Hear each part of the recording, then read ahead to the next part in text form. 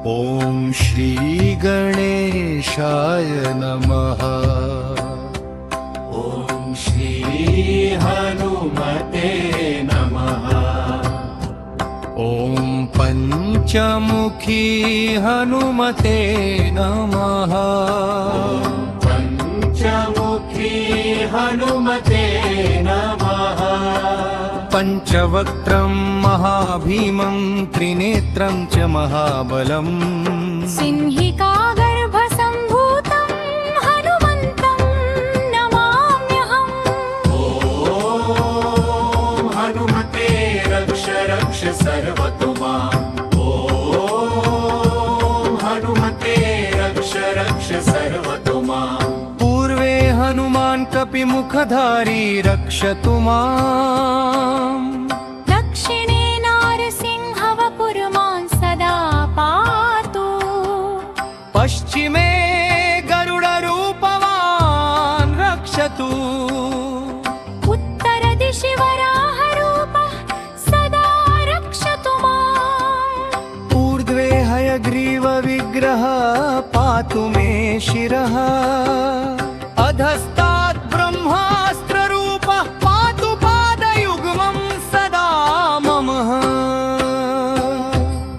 अष्टदिशि रक्षतु पञ्चवक्त्रः स्वप्ने जाग्रति गच्छतः पश्यतः शयानम्। पश्यन्तं हसन्तं चलन्तं सर्वदा रक्षतु हनुमान् महाबलः। ॐ अञ्जनीसुताय महाबलाय रामदूताय नमः। ॐ किलकिलाय वीराय विक्रान्ताय नमो नमः। ॐ भूतप्रेतपिशाचादिनाशाय स्वाहा। ॐ असिधारा कृशानुवत् कवचं मे हनुमान् स्थापयतु। रामभक्ताय रामदूताय हनुमते नमः। सर्वशत्रुनिवारणाय कवचं पठे। रक्षां कुरु महाबाहो त्राहि त्राहि नमोऽस्तु ते। ॐ हनुमते नमः। ॐ हनुमते नमः। ॐ अञ्जनीगर्भसम्भूतमारुतात्मजमुत्तमम् श्रीरामप्रियं भक्तं वन्दे लङ्काभयङ्करम्।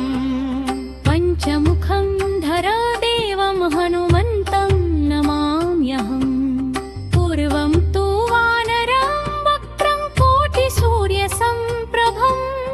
दक्षिणे नारसिंहं च भयनाशं सदा स्मरेत्। पश्चिमे गरुडं वक्त्रं वक्रतुण्डं महाबलम्। उत्तरं तु वराहं च कामरूपं महाबलम्। ऊर्ध्वं हयग्रीवमुखं शङ्खचक्रगदाधरम्।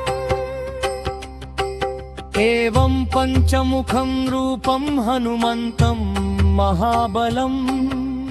यो स्मरेत् त्रातरुत्थाय सर्वशत्रुभयं हरेत्। नाशयेत् दुःस्वप्नं शुभं दुष्टग्रहसमुद्भवम्। अभिचाराणि सर्वाणि मन्त्रतन्त्राणि भूतले। सापरात्रं न मुञ्चेत्तु पञ्चवक्त्रं हनुमतम्। यं यं चिन्तयते कामं तं तं प्राप्नोत्य संशयम्। श्रीराम जय जय राम।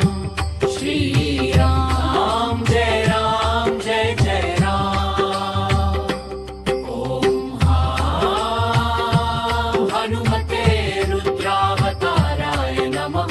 ॐ पञ्चमुखी हनुमते नमः। ॐ रक्ष रक्ष हनुमते नमः। ॐ हनुमते रुद्रावताराय नमः। ॐ पञ्चमुखी हनुमते